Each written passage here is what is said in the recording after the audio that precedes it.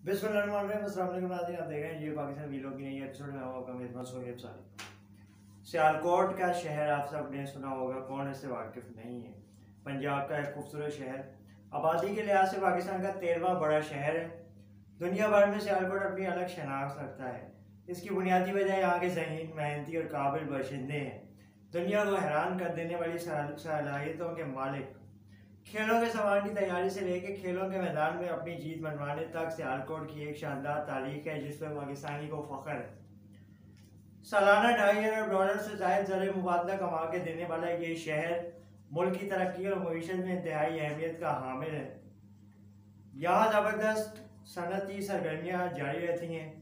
वसी पैमाने पर रोज़गार के मौके फराहम किए जाते हैं। दुनिया भर में सियालकोट का तैयार करदा सामान, खसूसन खेलों का सामान, हाथों हाथ लिया जाता है। इसकी क्वालिटी और मयार की कोई मिसाल नहीं मिलती। पाकिस्तान का ख्वाब देखने वाले शायर मशरिक़ अल्लामा इकबाल भी इसी शहर से ताल्लुक़ रखते हैं। उनकी पैदाइश भी यही है। सियालकोट को एक अलग मुकाम हासिल है। यहाँ से मुख्तलिफ शोबों के नामवर शख्सियात ने जन्म लिया। एशियन ब्रेडमैन ज़हीर अब्बास सियालकोट से थे।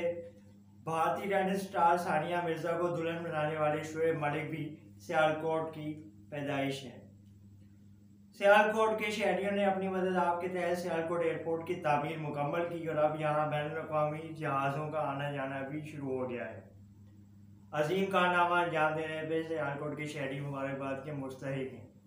आने वाले दिनों में सियालकोट का शहर मज़ीद तरक्की और कामयाबी समेटे, यही हमारी उम्मीद है और दुआएं हैं। हमें सियालकोट के हर शहरी पे फ़ख्र है। सियालकोट जिंदाबाद, पाकिस्तान पाइंदाबाद। सोहेब सालिक को इजाज़त दीजिए। इंशाअल्लाह आपके साथ नए मौजू के साथ दोबारा मुलाकात होगी। तब तक के लिए अल्लाह हाफ़िज़। पाकिस्तान जिंदाबाद।